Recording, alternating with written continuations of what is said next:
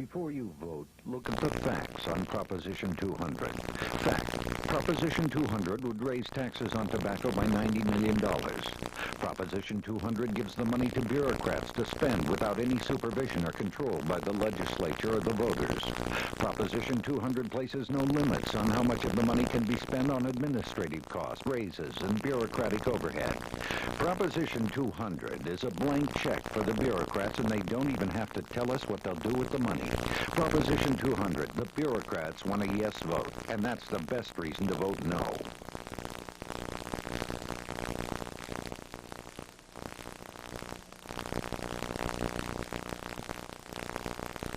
Arizona hospitals have some of the highest salary and administrative costs in the nation, so is it any wonder that they charge as much as $6 for a single aspirin? And if the patient can't pay for it, we all do.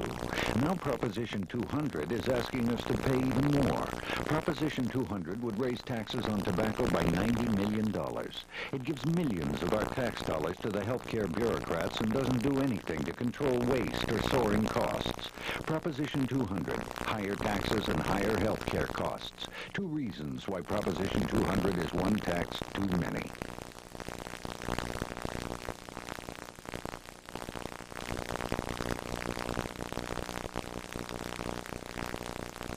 Illegal immigration. It's a big problem in Arizona, and it's getting worse, driving up the cost of law enforcement and education.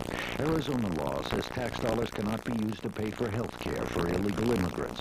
But Proposition 200 would create a huge loophole in the law. If Proposition 200 passes, Arizona taxpayers would have to pay health care costs for illegal immigrants.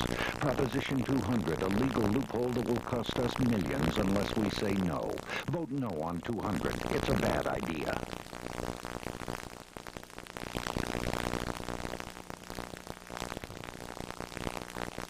Here's who's spending millions of dollars in Massachusetts to defeat Question 1 on Election Day. Here's why. When California voted for a 25-cent increase in the cigarette tax, people stopped smoking at twice the national average. And a lot of kids never started. Here's who's sponsoring Question 1. The American Cancer Society. So, who are you going to vote for? Question 1. It's about saving lives. Question 1. Its sponsors say we should pass it here because they passed it in California. But before you vote for Question 1, take a look at how they spent the money in California. Taxpayers paid for 6-day pool parties, floats and picnic day parades. They even spent over $500,000 sponsoring a race car and racing team. You know, anytime taxes are raised, you never really know how they'll spend our money. But with Question 1, you've got a pretty good idea. Vote no on Question 1. It's a bad idea that should stay in California.